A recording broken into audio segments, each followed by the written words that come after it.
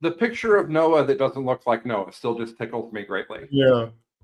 So, good morning, everyone. It is the coveted 8 a.m. on a Saturday, so I expect we'll have the most viewers ever. Noah and I are here for Competitive Advantage for August 23rd, 2025. I can't believe that it's August 23rd. It blows my mind a little bit. So we have a great show. It's a special show.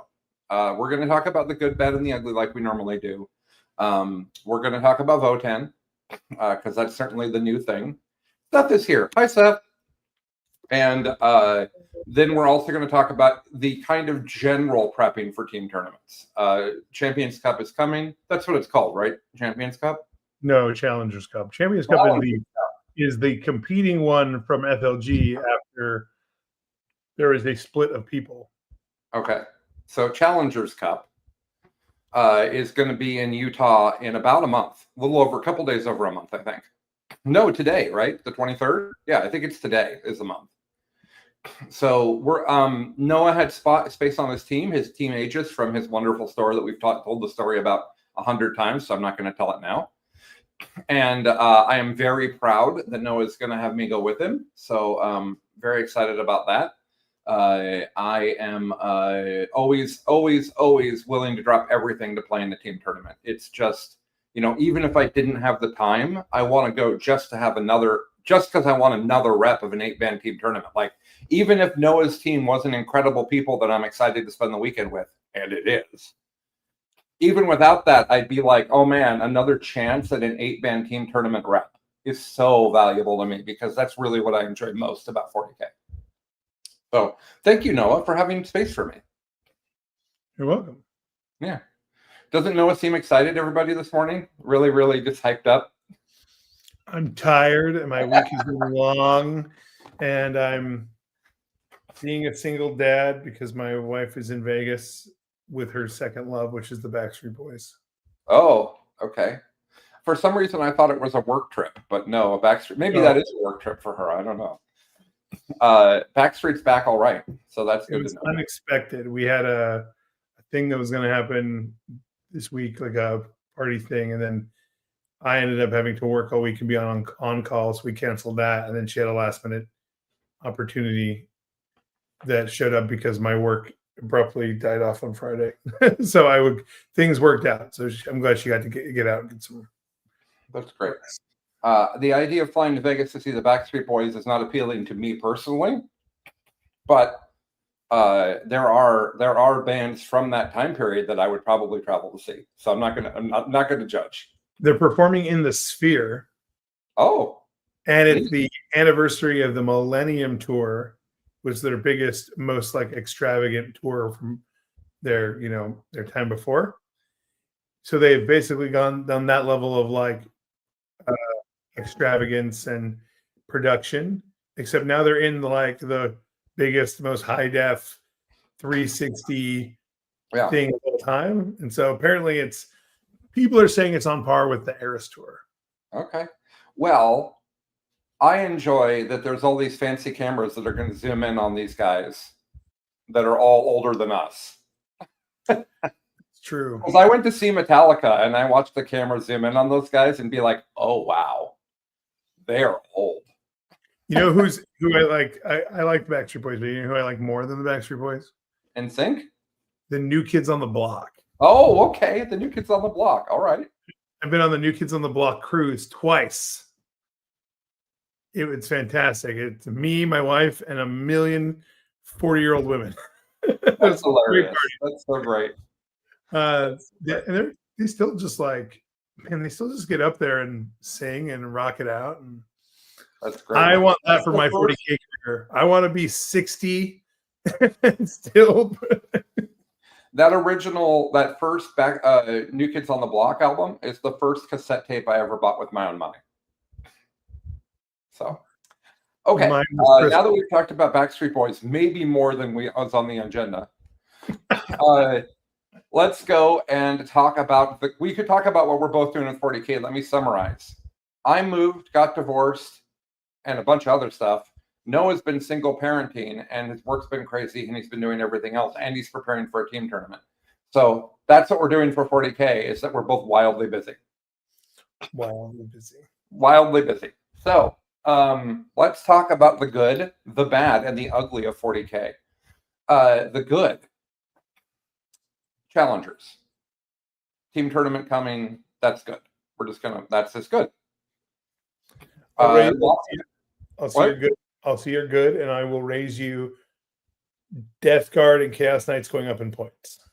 When did they go up in points? Wednesday. Do you not know this? Can I illuminate Colin for all the wonderful things that have happened? I had no idea anything happened on Wednesday. That's how my life is right now. We'll talk about that after the segment. Okay. Yeah. So on Wednesday, we got the Salamanders got a salamander specific detachment. Oh, thank God. Just Firestorm, except it gets more shit. As long as you take, it gets more things as long as you take Vulcan Hastan, who who now got a new model and a new data sheet. If you're willing to take a ridiculously cool model in your army. Yeah. If you take him, he makes it so all of your stuff can advance and do actions. Advance and do actions, or shoot and do actions. Okay. Not advance and shoot. There's a weird thing, I can't remember, but there's some complications of like you get a bunch of additional functionality out of a bunch of your stuff. Okay. And then you also just get all of the Firestorm detachment rules. Okay. Then we also got Death Guard went up in points, Chaos Knights went up in points, Imperial Knights went up in points. I think those are all things that were needed. I think I think that is what went up in points. No real rules balances, though we were told that the data slate is very close. Okay. This wasn't a data slate. This was an emergency fix. Right. And so the data slate is between 2 and 4 weeks away. Okay. Which theoretically means, according to Challengers Cup, we might be using the data slate at the event. Oh, good. Okay. All those Eldar buffs that I see coming. For those that are listening to this audio only, I just shook my head no so aggressively that my neck hurts a little bit. I mean, I'm old and I just woke up, but still my neck hurts a little bit.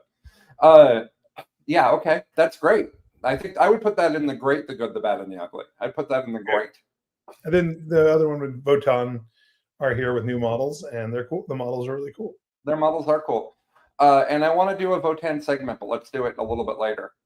I want Noah's thoughts on Votan for sure. Chuck says that there's kind of two builds that are becoming prominent. One that goes fast, one that does not. And I'm playing against one of those at 10 o'clock today. I don't know which one.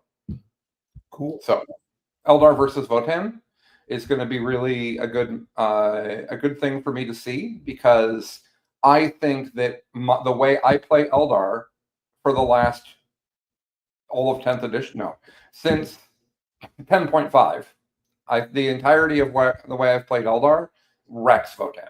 I've had no close games with Votan playing Eldar.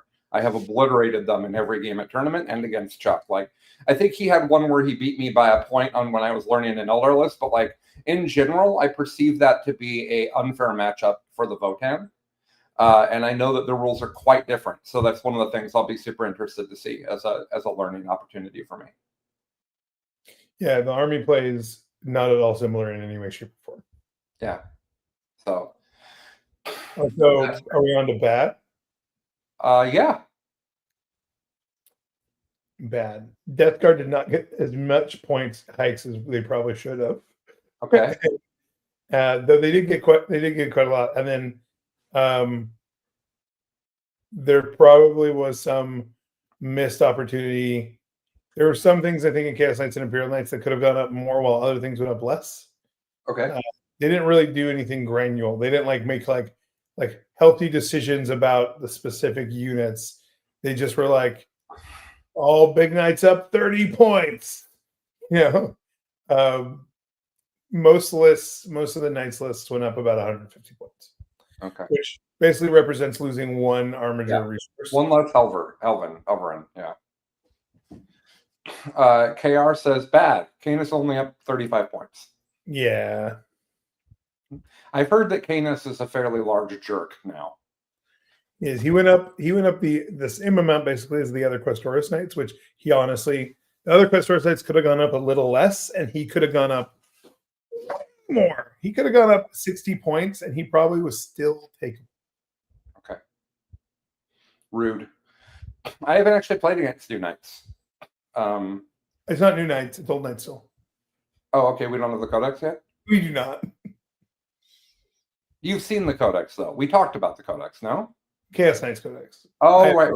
I have no idea what's coming in Codex, other than that they're getting a new big knight with a donut on his head. That's all I know. Well, I mean, I love donuts. I don't know that. I thought both Knight Codexes would be very close to each other, like they normally are. Supposed to release simultaneously. There was some type of logistics issue and some other thing with like something impacted some provisioning of, I think, paper or something. So one of the codexes is delayed. Yeah. And since we don't have a good way to read codexes digitally, we have to wait for paper to be resolved. The fact that we have to wait for paper, the paper codex to arrive in order to get a code for us to play the game makes me want to jump off a bridge. So I want to play Cyberpunk Red with some friends. And so that's the latest version of the Cyberpunk RPG. And I wanted the book. And so the first thing I did is called Aegis. And they said, we don't carry that, but we can order it from you if our distributor carries it. And I said, thank you so much for asking. That's a lot more work than me ordering it online. And but they were lovely, Noah. It was a fantastic customer service experience. Good. Then some of you know why that comment was funny. Some of you don't. I ended up having to go to Cosmic Games. No. First, I went online and tried to purchase it. And everywhere I wanted to order it from was going to take forever. Amazon was willing to take forever and charge me twice MSRP.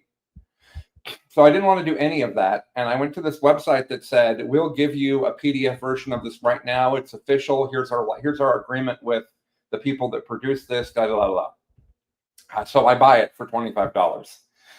And what I get is a HTML representation of the codex with hyperlinks to bounce around.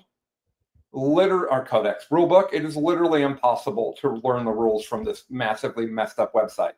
So I go into Cosmic Games, which is also in Bellingham, and see that their store fails and is terrible compared to Aegis.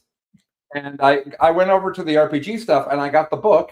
And when I went to buy the book, he said, oh, when you buy this book, we give you a free PDF from Drive-Thru RPG, Bits and Mortar. So you buy the book and you get the PDF. And I said, wow, what a reasonable thing for them to have done. And so now I have the book and a PDF, which is searchable. A searchable PDF, Noah. That's awesome. That's a high value item in a 450-page book. So 450 pages would be a lot if we weren't talking to 40K nerds. I want to go over and say, I am of the opinion that at least Aegis, we don't compete with any game store in Bellingham. I have nothing but positive feelings about Cosmic and Pair of Dice. There has been, I'm not going to comment on it too much, but there has been some social problems with the One Up Gaming Lounge and their associated game store, Gamers Haven, where the owner has found themselves in a significant amount of legal trouble and social spotlight for some behavior that's, not okay. However, building wise, store wise, their staff who is employed there, all the game stores in Bellingham are amazing. Okay. Most of them have their own niche. So like Cosmic is much more of a they have a lot more like collectibles. Like they have like tons of Pokemon. It was wild how much floor space they have. They're moving into an old Spirit of Halloween attached to the mall. Oh, are they? Yeah. Okay. Neat. So they're very much like that. Paradise is much smaller. And it's primarily an online store that has a in-person front, but they also are part of game developing studio that is rolling out literally the funnest game I've ever played as far as a card game goes, called Manifold. It's not widely available yet. It's the most balanced, incredibly fun, competitive card game I've ever touched in my life. And if it ever becomes actual like events of it, I will probably abandon most of my current game systems to go play this game. Well, I'm sure that everybody's very interested. I'm sure that we just made content that at least some people are interested in. Well, you said negative things about Cosmic, so I had to make sure. No, I didn't. I said that Aegis was a much better story. That's all I said. All right, fair. All right. What I really like about Cosmic is there's one day a week that Aegis does Kill Team, and there's one day a week that Cosmic does Kill Team, and they're different days. And I think that's fantastic because I've talked to the Kill Team community, and they literally go to both. I know you have a lot of other things going on that probably make this not true right now, but I just realized that you are effectively a bachelor with 2 to 5 game stores within driving distance of yourself and free time. I know that there are other things going on in your life that probably make that not as ideal and fun as it sounds at the moment, but boy, does that sound awesome. It is appealing. I am 13 minutes from Aegis. I've done the drive. But like, I don't know if you feel this way, Noah, but it feels like I've just moved to Bellingham. I haven't lived here long. I lived here 25 years ago, but I haven't lived here long. And it seems like everything is 10 to 15 minutes from each other, no matter what you're doing. Like, I want to go from this place to this place in Bellingham. Well, that's going to be 10 to 15 minutes. Where you are, that is true because you're up that like lake area thing. You're up that direction. Yeah. I live in Linden, so everything for me in Bellingham is 25 minutes away. Yeah, it's 10 minutes more than what I just said. Yeah, but I think that's kind of true. Unless you're in central Bellingham, basically everything is 10 to 15 minutes away, almost wherever you're at, because like all of the housing for Bellingham, other than the very most downtown spots, is along the periphery. Okay, so that's Bellingham, which actually goes into the good. It doesn't go into the bad. So we're in the bad. I don't have any other bad, and I actually don't have any ugly at all. I have like I have a personal, probably ugly, that's related to 40K. Okay. When I set out this year, I kind of had, or late last year, I had intended for this year to be mine. I'm going to go apply for Team USA, and if I don't quite get it, then I'll be an advisor, and I'm going to play 40K 3 times a week, and I'm going to get my golden ticket again, and I'm going to really do the thing this year. Unemployment, a new job, and all those things make that basically impossible. So I've had to come to grips with the fact that I have to abandon I've had to abandon all of my hopes for my season. Also, like, I'm not going to LBO because I'm going to Cass's wedding, all these things. So I'm been having to like come emotionally to grips with the fact that like my 40K season is this year for the rest of the year is a wash, but it's only August. So like that's a lot of actual like 40K gameplay that happens between September and the end of November when Champs is. So there's part of me that still is having a hard time doing that, and I'm really trying to hang on. So there's a thing in my head that's still saying, no, it's still going to go to Kipper's Melee in October and win his Champs ticket. Even though I have to take as long as possible to get to the closest tournament. That's the Kippers justification. Oh yeah, Kippers is in miles much closer to us than other tournaments, but it takes 1 million hours to get there and back. Because it's on the island. It's on the island, and because the ferry process is stupid. At least years ago, the ferry process was buy a ticket and then also show up multiple hours earlier. You won't get on the ferry that you're supposed to be on. So we ended up waiting for an extra ferry on the way there. Never mind. It doesn't matter. The secret move is you don't take the ferry from Canada.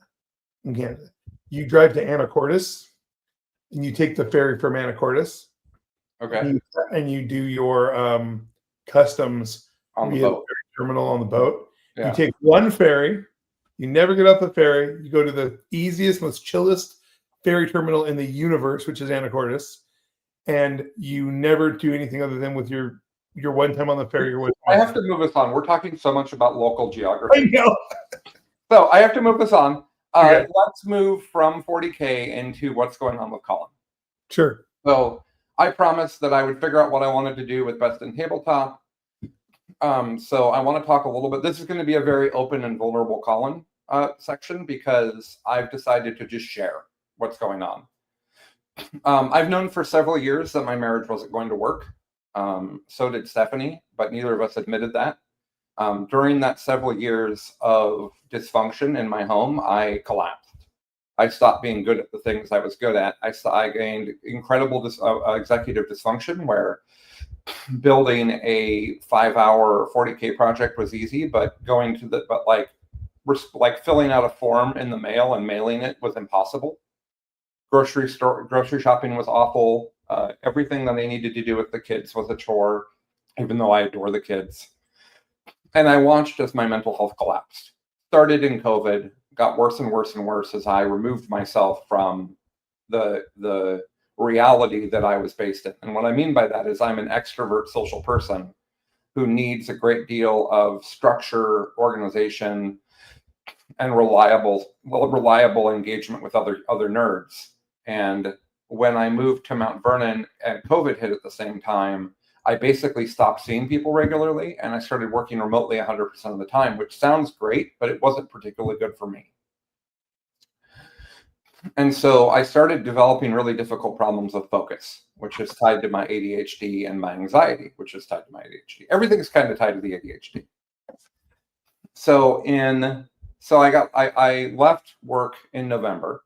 I was laid off, not enough work, fine. I didn't actually like it there, so okay. And I was on unemployment and I had money from the severance and I started looking for a sales job, and each sales job I interviewed with sounded awful. And I've been in sales for my entire adult life and I quite enjoy it. So the fact that the interview sounded awful was a really big problem for me. So I got in a big fight with Stephanie, which was actually super helpful because I spent the next 2 days mad, but also mad at me and trying to figure out what I wanted to do. I realized that the things that make me passionate very many of them aren't in sales. Some of them are. Social, problem solving, strategy, working with a team. Like there's lots there that I love, but the storytelling isn't there as much as I like. The creative isn't there as much as I like. The freedom for Colin to kind of do what he's excited about isn't there. But here's what happened. So in February, I said to Stephanie, I'm going to make content for Warhammer because the content I'm making will produce revenue, and it did to some degree, and that will supplement unemployment while we're figuring out what we're going to do. We have to sell the house, and I'm not going to be able to hold a full-time sales job while we sell the house.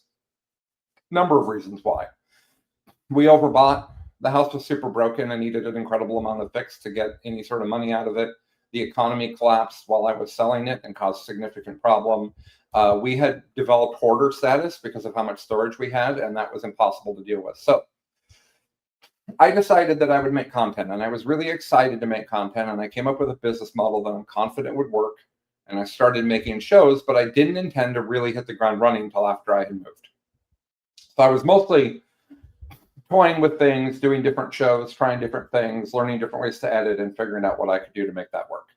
And I still want that. I still think that a place of happiness for Colin would be making content full-time. And I don't think it would be just 40K, but making tabletop nerd content full-time, I think, is where my happiness lies. Unfortunately, due to the economy and how long my house took to sell, I left with nothing. I was supposed to have a great deal of assets that I could live off of for a while I built Best in Tabletop, because I knew that it was going to take 6 months, 9 months to make any sort of serious revenue. I've paid off almost all of my debt. I have enough money to live on until I find a job. I have to find a sales job. I don't get to make that decision. I wanted to move and then be like, okay, where's my happiness going to be? And that doesn't matter. I'm a grown-up and I don't get to make that choice. The debt that I have remaining will be much more easily resolved by sales than it will by making content in Warhammer. I know that's hard to imagine. And my debt is to individual people and not to like a bank. So like friends, and I still owe money to friends and family, and that feels terrible. So I have to do the highest paying job I can to resolve that situation. Now, am I unhappy about this? I'm actually not. What I'm seeing is that the same dysfunction that I'm struggling with professionally is also hitting the best in tabletop content. I have time right now to make content. I'm unpacking, I'm getting settled, I'm looking for work. Like, that's all fine. I have time to make content, but I can't brain it. My brain is so spinny and so dysfunctional that when I sit down to try to focus on making content, I literally can't do it.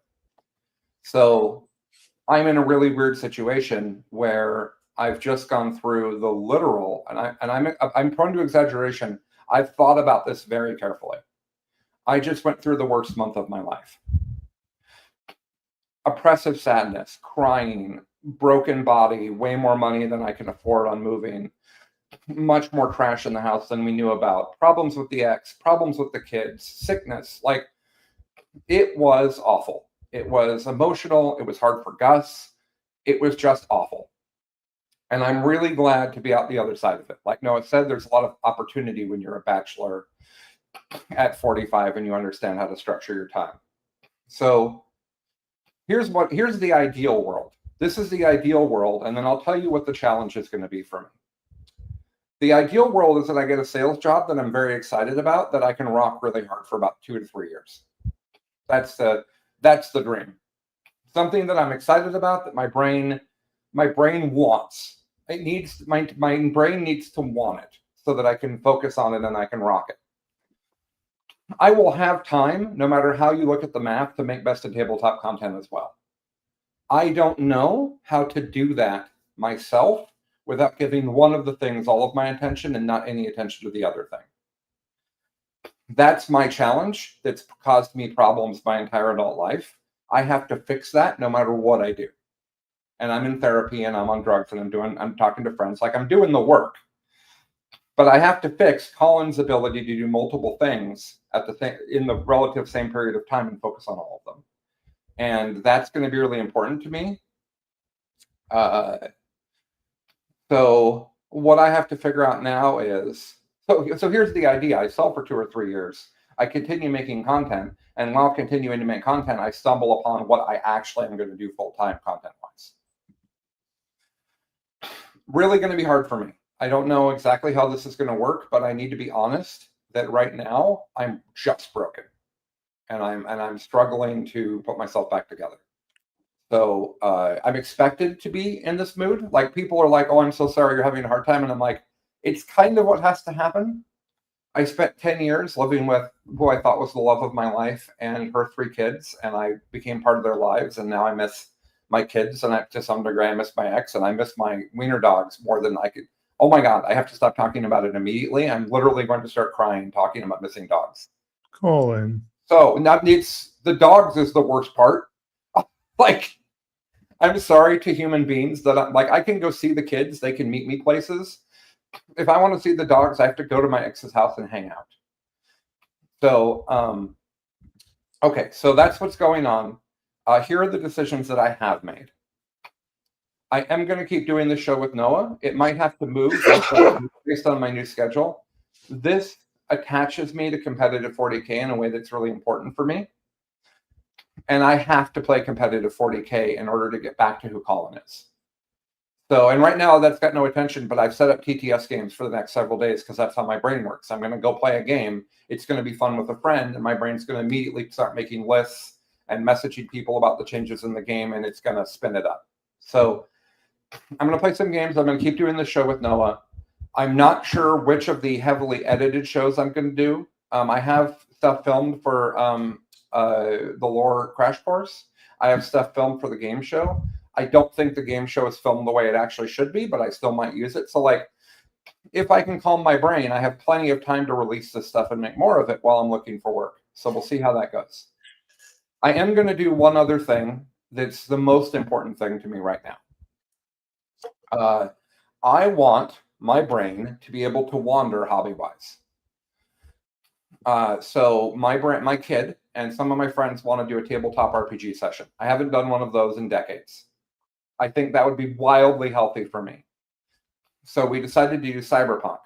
And then I looked at getting a 3D printer and printing models and terrain and stuff for Cyberpunk because there really isn't great support for it. So I wouldn't feel like I'm doing IP theft. But then it was commented that I own 50 pounds of Legos. And I'm not exaggerating. People bought me bulk Legos at one point in my life. So I have 50 pounds of Legos, which if you're thinking, geez, that sounds like a lot of Legos, it is. And I'm going to make all of the terrain and set pieces and characters and everything for the Cyberpunk campaign out of Legos. And I have already started buying LED, like third-party LED Legos and stuff so that the whole thing can be lit up like Cyberpunk. So I'm making set pieces with lighting. I'm using the stuff I've learned from 40K about cotton ball fire and smoke. And I'm literally trying to make creative dioramas for my friends to play the RPG in. That process of remembering how to play an RPG, being the game master for the first time in decades when I'm literally a passionate storyteller who writes all the time, and making everything out of Legos, all of that is stuff that I want to share with the internet because I think there are people that will get value out of that. I also want to share my journey of where I'm at and where I'm going, and I don't want that to be 40K centric. So what I've done is I've invited several dads. It's all dads that are all gamers. I think 3 of the 4 of them are 40K nerds. And I want to do a weeknight show. I don't know what it's called yet. The working title is Diamond Dogs because it's the group from Ted Lasso that helps each other. That's the working title, but Diamond Dogs is a thing that exists on podcasts in like 3 different forms. So it's not that.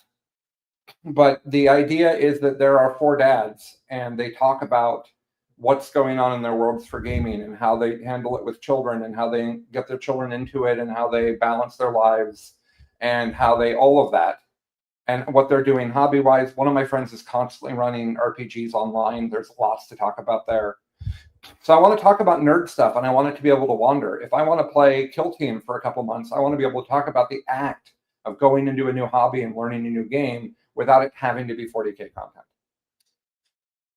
The final thing about that show is that each week, the host is going to rotate from the hosts, and each person's going to take a turn sharing something that they're trying to get better about or they want to teach the community about or something like that every week. So it's going to be kind of like a dad's gamer club that I'm going to put online every week.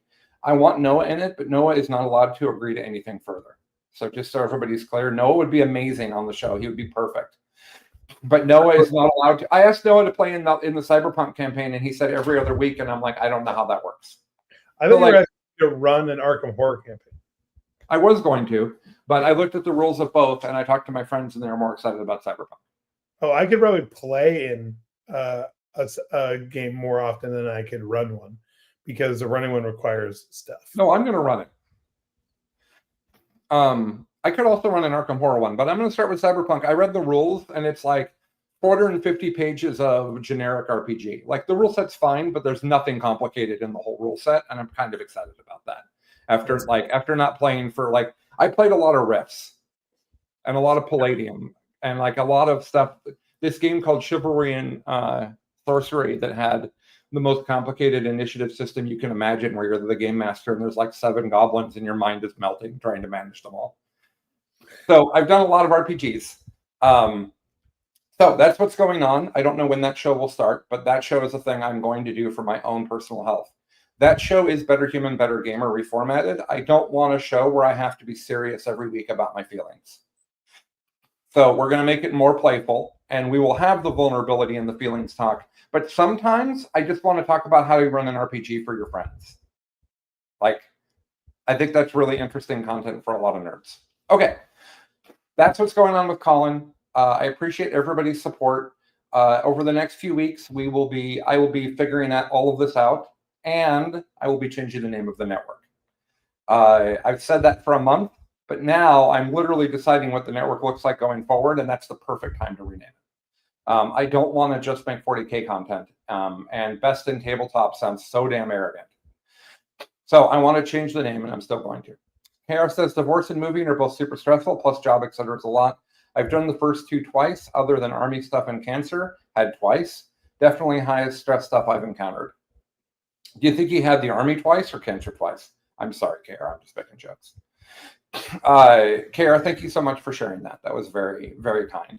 Yeah, vulnerability is fine. It's just that, like, I've said a lot of stuff. I've said I'm going to make content full time. Well, where is it, Colin? Like, I just want to be open. So, Noah, do you have any thoughts about the things I have said? I said a few things. I feel a heavy weight that you're going through all of this, but I'm glad that you're able to, like, you're a very resilient person. So like resilient in terms of you are constantly, like, whenever you deal with stuff like this, you're always like, and this is how I'm going to move forward, which is much more than a lot of humans can muster. Yeah. So I'm glad you're thinking of it in a good way, because that's a lot of shit to deal with.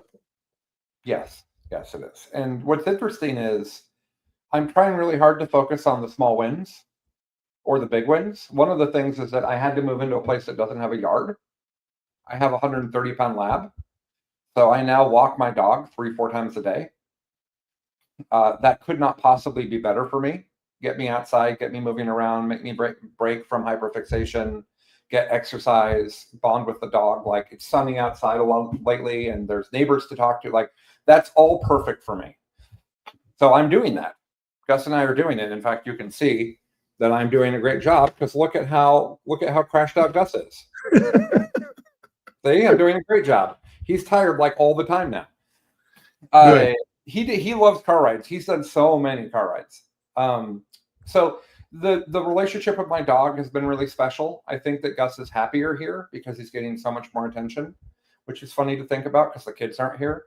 He misses his boys. When they show up, it's very clear that Gus is excited to a degree that's unreasonable. But it's been pretty special so far. The townhouse that I'm in is neat. The neighborhood I'm in is neat. I've already had the local sushi, which was good. How good the local sushi is a huge thing for me. I don't want to have to drive 30 minutes away to get good sushi. I'm looking at you, Mount Vernon. There's a sushi and steakhouse in Mount Vernon, should anybody want to overpay for not good enough sushi. Oh, that's not true. There's an all-you-can-eat sushi in Mount Vernon. I apologize, Mount Vernon. Okay, moving on. A person I care about very, very deeply is the owner of that place you just talked crap on, just so you know. Which one? The Sakura or the all-you-can-eat? Okay. Well, I only graduated high school because of the owner of Sakura. Well, that's great. I'm sure it's a wonderful place. I find it to be overpriced. Fair enough. I've not had bad food there. I've just found it to be overpriced. That's actually, I would agree. The food is good. The prices are high. I would agree. Yeah, it's like the most expensive place other than Max Dale's, like, in the area. Max Dale's has the next. We're talking about local stuff. Now we're talking about Mount Vernon, which is okay. So that's what I'm doing. I appreciate everybody's support. If you want to talk to me and find me, I'm on the Discord. I'm still active talking to people about nerd stuff. If you want to talk about Eldar, I need that. So come talk to me about Eldar. No one cares about your dirty elves. Yeah, that's actually a problem. I have literally no friends to list crate with. I'm literally doing it completely in a vacuum because I don't have anybody. The people that all played Eldar with me, none of them play 40K anymore. I don't know if those facts go together, but that's the case. Some of them did leave during the "Why is Eldar this stupid" part of the beginning of 10th edition. That's true. Okay, so Noah, if you don't have anything more to say about that topic, I'd like to hear about Votan. I'm happy to talk about Votan. I'm going to real quick say, hey, Seth, if you decide last minute you want to go to Challengers Cup, I've got one spot left on the team.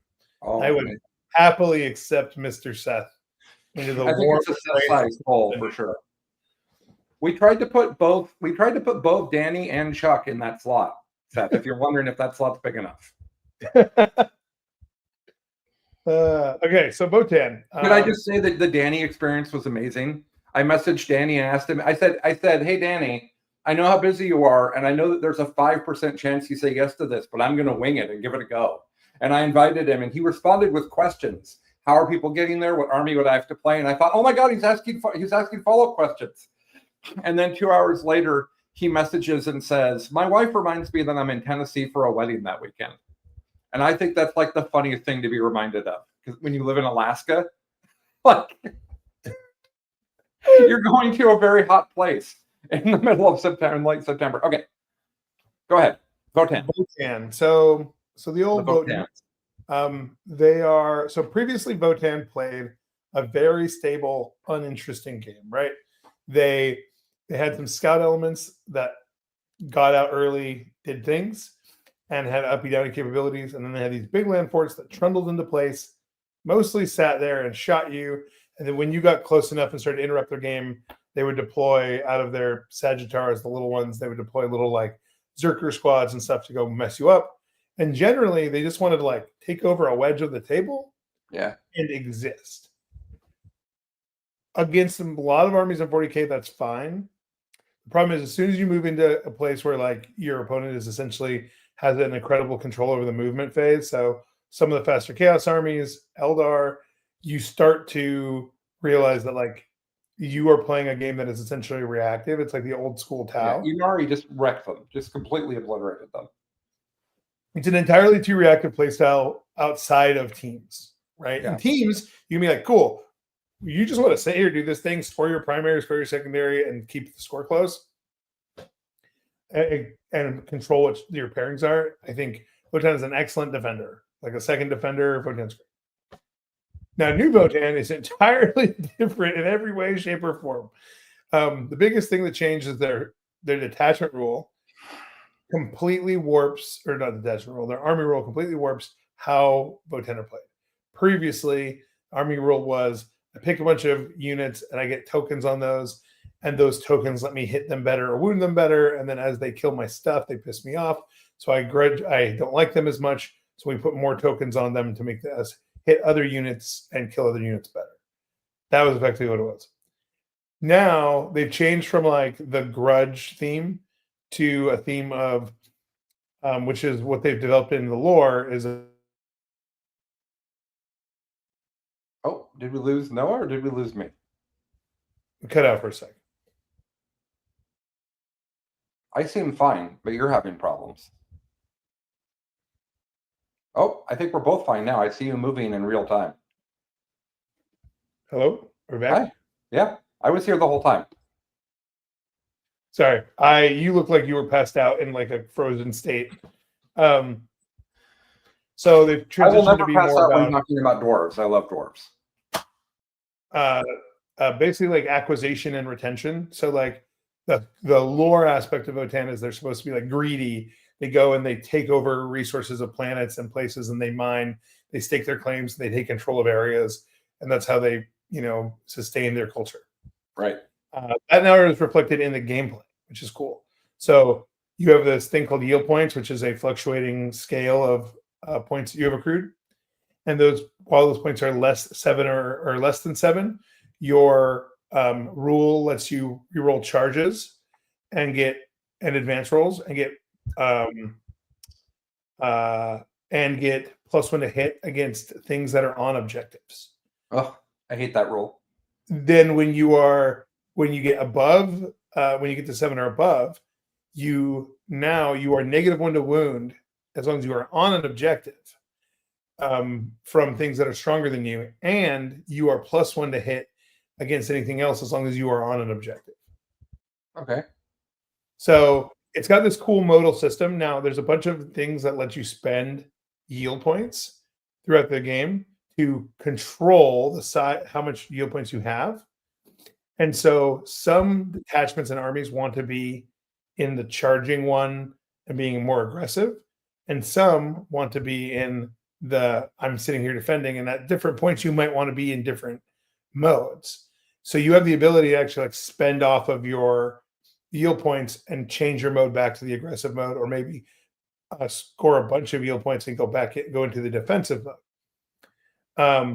This means that the way the Votan are playing can switch wildly mid-game in a way that the Votan player, if they are good, can control that, can be like, oh, this turn I need rerolls, this turn I don't, this turn right? And there are some wild effects that are enhanced by some of these YP. So that's like that's the stuff, right? Okay. In the detachments, I'm not going to talk about all the detachments, but the detachments, there's 3 that really stand out. Okay. One says you get, every time you kill something, you get more yield points, and that has a bunch of creative ways to spend those yield points to do more stuff. Okay. one that says when you're standing near a vehicle, you get sustained 1. Okay, that's cool. And one that says all of your Berserker Chthonian units are battle line, and they all have deep strike. So that one, there's a bunch of players who think that one might actually be secretly really, really amazing. No one is everyone is still testing on everything. The one that most people are pretty sure is the best one right now, just in raw efficiency, because 40K people like efficiency, is the I shoot you, I kill you, I get YP, and then I funnel that YP in to do a bunch of really cool interactions. There is a broken stratagem, as broken maybe as the Bloodletter stratagem was, Okay. in the transport detachment. Okay. That essentially allows an end of any phase phantasm move of a vehicle that may include a disembark. Wow. Okay. It's pretty aggressively broken. End of any phase? Yeah, I'm pretty sure it's end of any phase. Wow. All right. Seems good. Yeah, it needs to be aggressively corrected. However, that detachment is still just good. Yeah. And the reason so now that's like all of the transport detachments in the whole game. Like they make them neat and have a few cool tools, and then it's done, and it's not powerful enough. So that detachment specifically, so I think that transport detachment is one of the only ones that does it right, because you don't have to get out of a transport to get your rules. You have to be standing near one, which I think is great. That's a much better way of doing it. And there's a very interesting thing. It doesn't have to be a transport you can get into. So one thing that's important to remember is the best unit in that book is still the land fort. So that's the transport. And the one of the new things they just released is a 75 point super light transport that can carry your scouts, which I'll talk about in a sec, which is now in every single package. So you're already running 2 to 3 land forts and some amount of those, and getting sustained 1 on some of the really cool weaponry that they have is amazing. You can get sustained 2 with an enhancement. So I actually think the vehicle detachment in that one is probably the only vehicle detachment I've seen so far that I think has a pretty good chance of actually being a tournament winning detachment. Okay. And then there's some other cute ones that we won't talk about. So the next thing to talk about is that one of the biggest things and problems with Votann before was it wasn't really a very multi-dimensional army. It had good shooting, had a melee unit or 2. It had 2 real viable melee units. The Zerkers, which were a one-shot unit, they would go out, they kill something, they would die.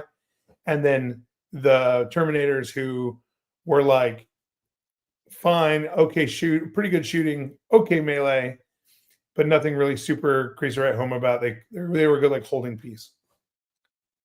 The new units and the way they've changed the old units has created a much more diverse combined arms strategy that's capable in Votann. So one is the new Steeljacks, the basically baby Castellan robots, which I think is hilarious, but they're little dome head robots. There's 2 versions, one with melee weapons and one with laser guns that give you mortal wounds.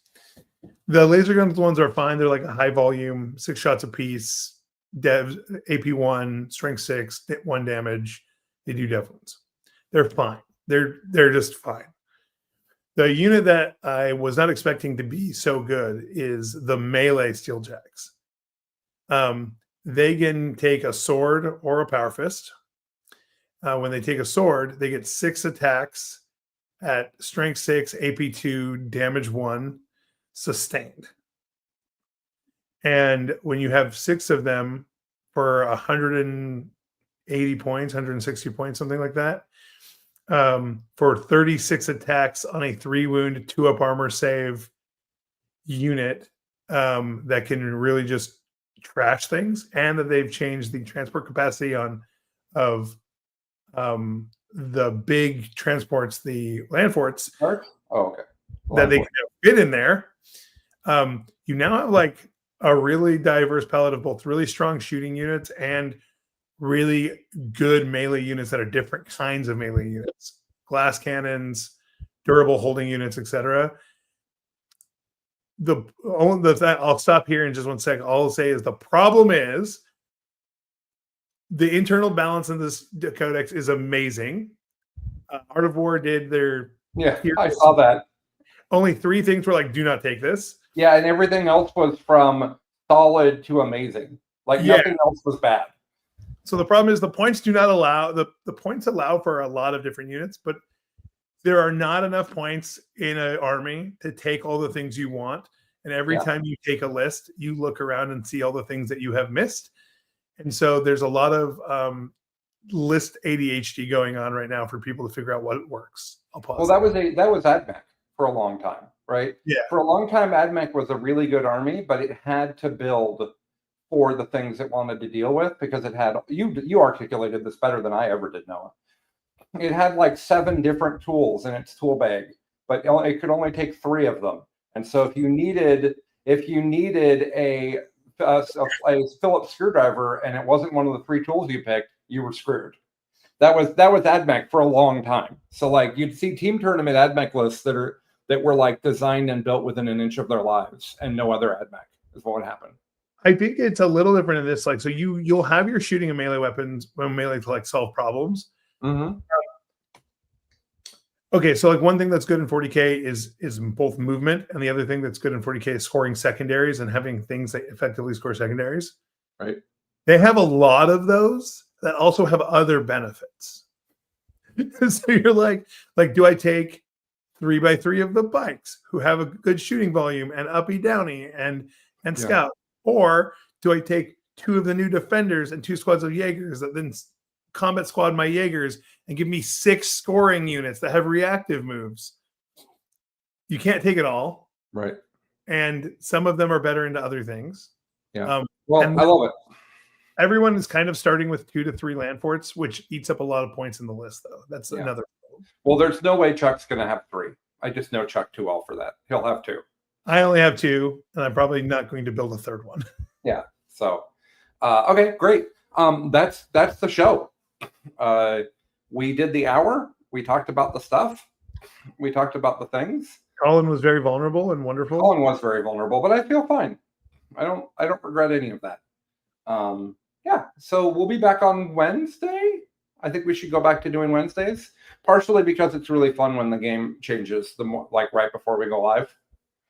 Mm-hmm. So we'll do the show on Wednesday, and we'll go from there, everybody.